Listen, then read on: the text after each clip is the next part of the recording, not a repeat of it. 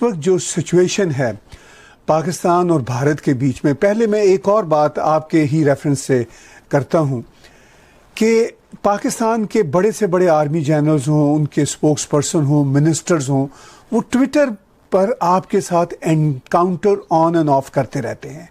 तो आपने अब तक क्या उनके एनकाउंटर से उस माइंडसेट को समझा, उनकी अप्रोच को समझा? आफ्टर ऑल वो इस तरह का सोशल मीडिया पर एनकाउंटर आपके साथ जो करते हैं, वो क्या चाहते हैं?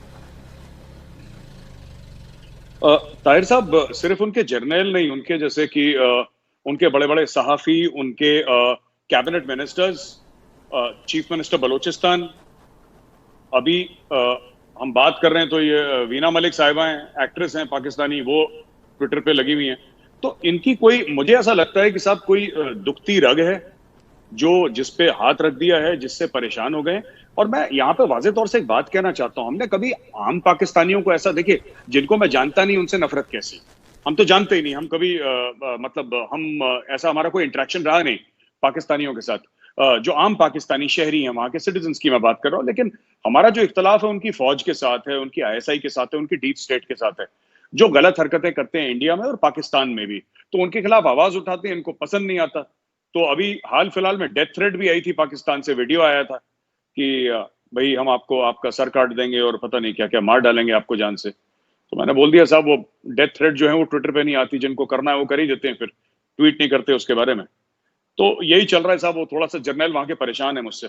जर्नल वहाँ के परेशान हैं, मीडिया के लोग आपसे परेशान हैं। और जैसा कि आपने कहा कि ये सारी जो लड़ाई है ये ट्विटर पे हो रही है या सोशल मीडिया पर हो रही है जी।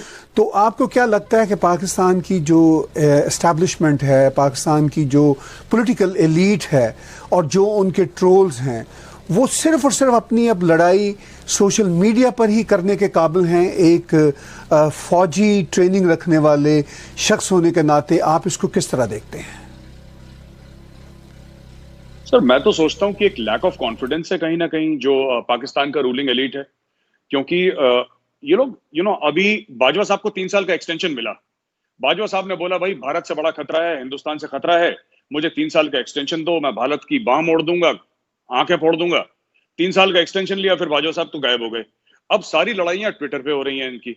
और ट्विटर पे इनकी लड़ाइयां क्यों हो रही हैं? क्योंकि अब देखिए, जो गरीब का बच्चा था उसको तो भेज दिया जिहाद लड़ने के लिए कश्मीर में, और जो जितने भी अमीर हैं इन्होंने बोला साहब ये हमारे बच्चे ये सब नहीं करेंगे।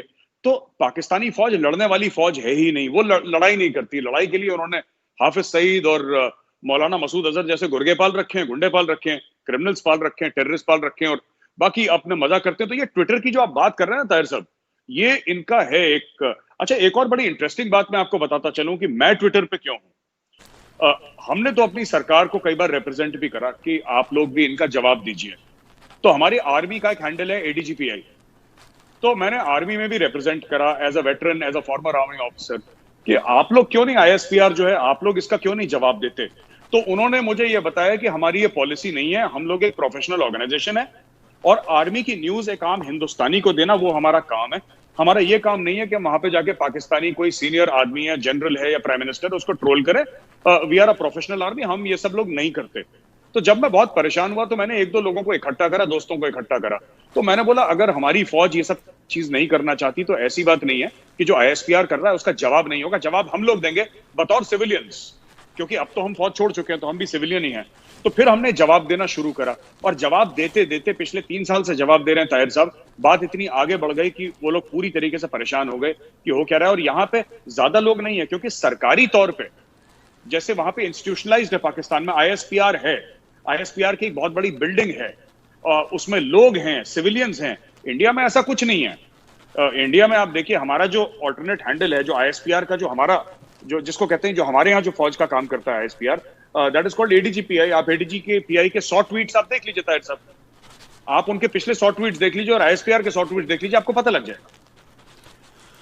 आप तो बात कर रहे हैं ISPR के 100 ट्वीट्स के कंपैरिजन विद भारतीय आर्मी के कंपैरिजन के साथ। आप पाकिस्तान के प्राइम मिनिस्टर को देख लें, वो खुद एक ट्रोल का दर्जा रखते हैं। हर दूसरे रोज़ वो कोई ना कोई ऐसी फ़नी बात कर रहे होते हैं, मैं उसको फ़नी कहूँगा, जिसको दुनिया बिल्कुल अहमियत नहीं देती।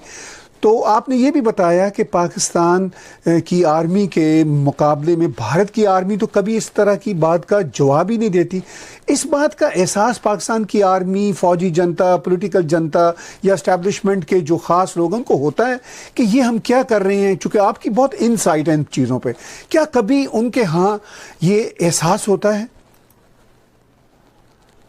नहीं ताहिर साहब, वो अपने हिसाब से तो वो जंग ही लड़ रहे हैं। वो चाहे ट्विटर पे बैठ के उड़ रहे हो हवा में, लेकिन वो उनके लिए जंग है। उनको लगता है कि पाकिस्तानी आर्मी ट्विटर पे ही लड़ाई जीतेगी भारत से। वैसे तो ग्राउंड पे नहीं जीत पाई, 4 जंगें हमारी हो गई हैं। तो अब उनको लग रहा है कि जो अगली लड़ाई होगी ट्विटर पे ही जीतेंगे। इसलिए सारा उनका जो जब आसिफ गफूर साहब थे इनके डीजी आईएसपीआर, तब वो बड़े एक्टिव थे। अब नए वाले आए हैं, वो बिल्कुल भी एक्टिव नहीं है।